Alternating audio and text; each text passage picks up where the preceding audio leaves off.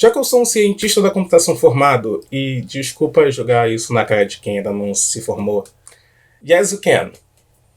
Mas, voltando, já que eu fiz ciência da computação e eu tenho um canal no YouTube, eu acho que faz todo sentido de tentar introduzir o curso, tentar explicar de fato o que é ciência da computação, pensando em quem não conhece o curso, não sabe se tem interesse na área. E acreditem, muita gente entra para a faculdade sem saber o buraco que está se metendo.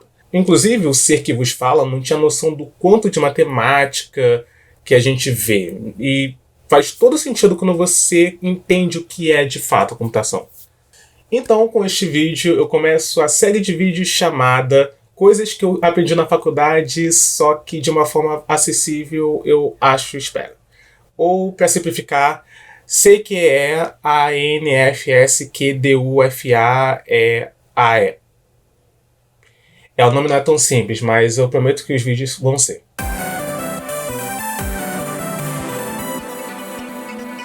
Olá pessoal, eu sou o Cadu e mais uma vez eu vou pedir para vocês curtirem, comentarem, compartilharem esse vídeo e para se inscreverem e baterem o sino pequenino caso gostem do vídeo, porque ajuda bastante.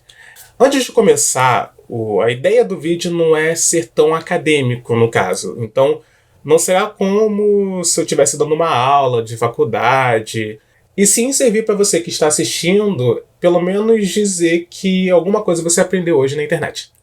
E eu coloquei as marcações de tempo de quando eu falo sobre cada um dos subassuntos do vídeo. Então, se você quiser me ver falando sobre algo, é só clicar no timestamp. Eu tento começar essa exposição com uma revelação que é tão simples, porém tão esclarecedora que te faz ter noção da profundidade, não só de ciência da computação, mas qualquer curso que esteja dentro da área de tecnologia da informação. Tecnologia da informação não é apenas uma área qualquer.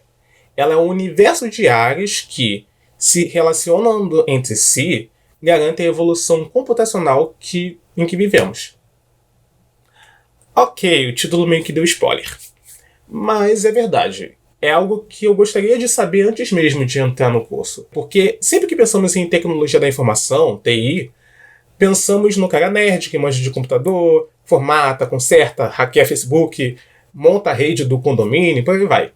Só que na prática, a tecnologia da informação envolve diferentes conhecimentos em áreas que são específicas. Então, falando de mercado de trabalho, mesmo que eu resolva fazer uma startup, ou seja, montar um negócio pequeno que pode se tornar algo grande com a ajuda de investidores. E essa startup tem como produto principal um aplicativo que basicamente vai ser um novo Facebook e um novo Twitter. Mesmo em sua versão básica, e se olharmos apenas os aspectos tecnológicos, a ideia é que eu tenha pessoas específicas que entendam de banco de dados, que é armazenamento dos dados, segurança de rede, para que o tráfego de dados seja seguro e seu armazenamento também, desenvolvimento para celulares, que vai ser quem vai programar o aplicativo, desenvolvimento para servidores, que vai definir as regras principais de comunicação entre os usuários, no caso, que entenda de servidores, porque são máquinas que precisam ser configuradas, além do pessoal de teste. Então, TI não se trata apenas de programar ou de fazer manutenção em computadores. No final das contas, TI sempre vai servir como suporte para outras áreas, para dar apoio aos procedimentos que precisam ser realizados com alta frequência ou precisam ser melhorados de alguma forma. E a ciência da computação vai fazer o estudo da computação como um todo. É importante frisar o aspecto da ciência no nome do curso, ciência da computação, porque é o que define a natureza do que você vai ver na faculdade, que é teoria. A ideia de você ter uma ciência é para que fenômenos sejam definidos e melhor explicados, comprovados. E como a computação chegou ao ponto que chegou hoje, que temos máquinas de um tamanho pequeno, capazes de fazer o que máquinas lançadas há 20, 10 anos penavam para fazer, por causa do avanço de várias áreas, desde a criação do chip, a padronização de componentes e conexões, ou mesmo circuitos digitais. E com a ciência da computação, nós temos o entendimento da contribuição de alguma dessas áreas para entendermos como uma aplicação, um programa é capaz de funcionar. Volto a enfatizar, temos o entendimento da teoria. Então, mesmo que eu veja a programação na faculdade, que é visto como algo prático, eu também vou entender como chegamos à forma de programar atualmente. O trabalho que é para meu código ser lido pelo computador. Ou seja, o que você vê dentro da faculdade é algo acadêmico. São conteúdos apresentados, frutos de estudos, teorias, modelos, convenções e por aí vai. O que, em muitos momentos, pode ser demais para alguém que pensa apenas em conseguir ingressar ao mercado de trabalho.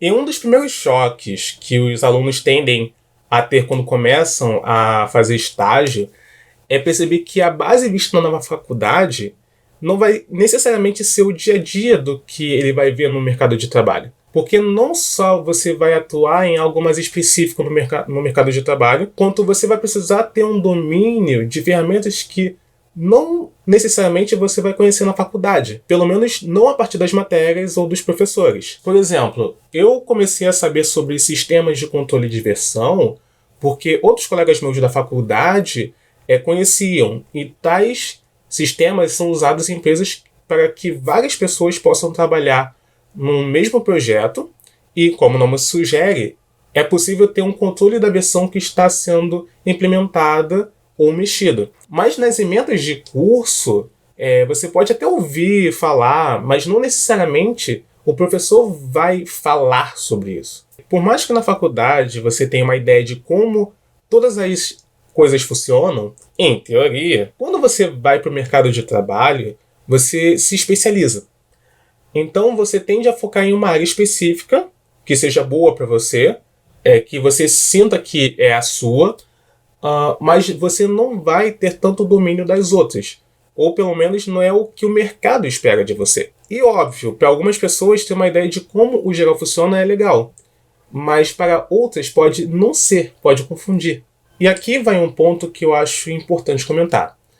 Não vai ser a faculdade que vai te fazer um bom programador, um bom analista de testes, um bom engenheiro de redes. Isso vai muito de como você vai usar esses conceitos no dia a dia quando você estiver trabalhando.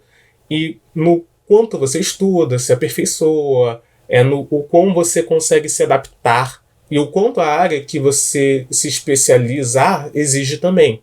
No meu caso, por exemplo, eu acho que eu não teria uma visão tão ampla do que é desenvolver um programa, um jogo, a complexidade que é o computador, se não fosse o curso. Mas eu sei que nem todos se adaptam bem à vida acadêmica. E é só ver as estatísticas de quanta gente se forma. Mas não acho que encarar a vida acadêmica é a única forma de você ingressar. Eu já conheci um cara que antes mesmo de entrar na faculdade já era instrutor Java e programador. Só não lembro se ele já chegou na faculdade de arquiteto ou não. E que é uma certificação que você ganha ao fazer uma prova que define se você tem os conhecimentos para determinado tipo de posto referente a uma tecnologia, e ser arquiteto não é para qualquer um.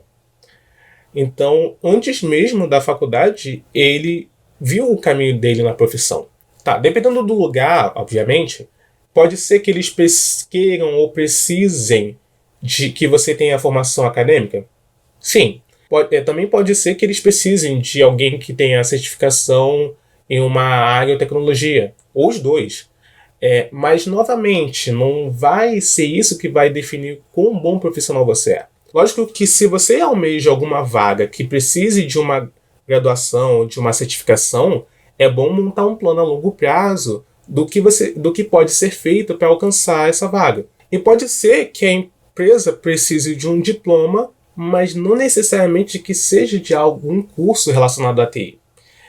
Até acontece de muita gente no ramo, sem mesmo ter feito ciência ou engenharia da computação, se formar em outras áreas do conhecimento e em algum momento da vida eles acabaram caindo ou se direcionando para o setor. E eu não poderia deixar de citar exemplos do que você pode fazer ao ser um cientista da computação.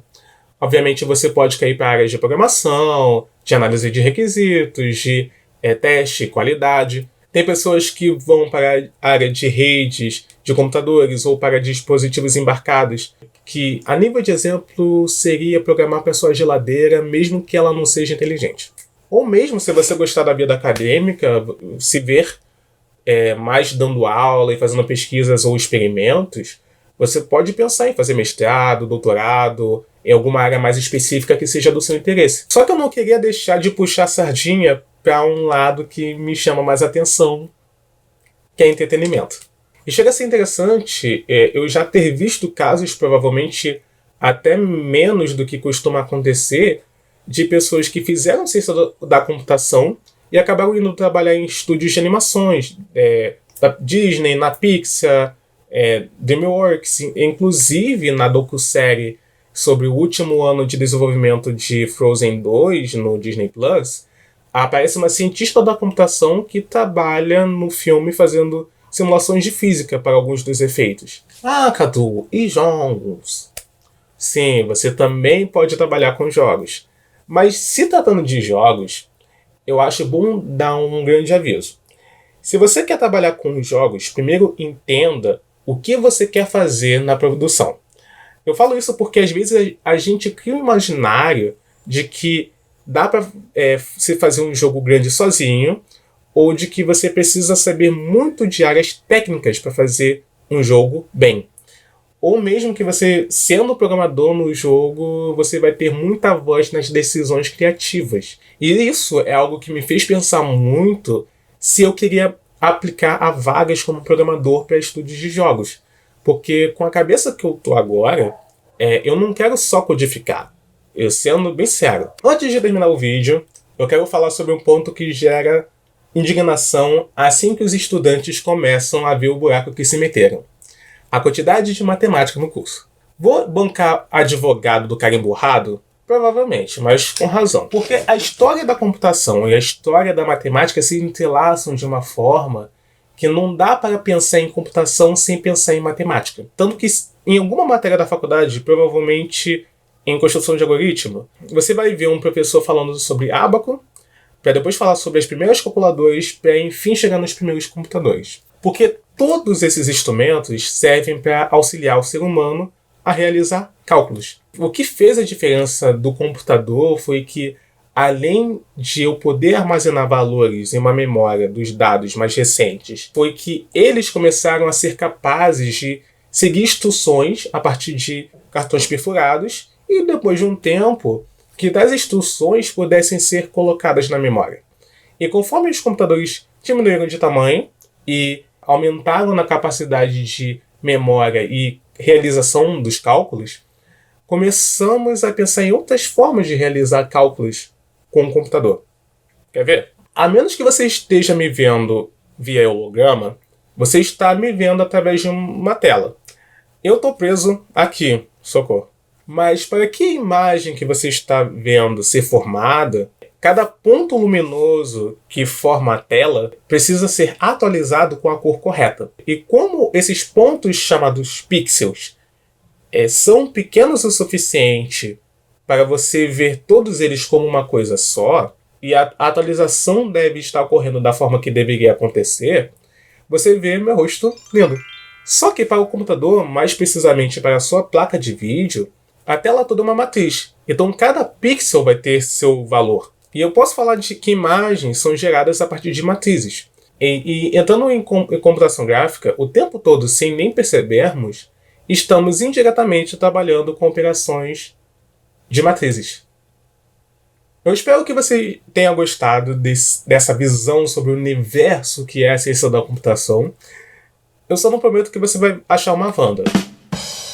Disney Plus, por favor, me patrocina ou paga a assinatura pra mim. Obrigado. Se você gostou, não esqueça dos 3 curtir, comentar e compartilhar. Além de se inscrever batendo no sino pequenino para não perder os próximos vídeos comigo falando sobre a minha área ou de curiosidades que envolvam música, tecnologia e jogos. Até a próxima e não esqueçam de serem legais com os coleguinhas. Tchau.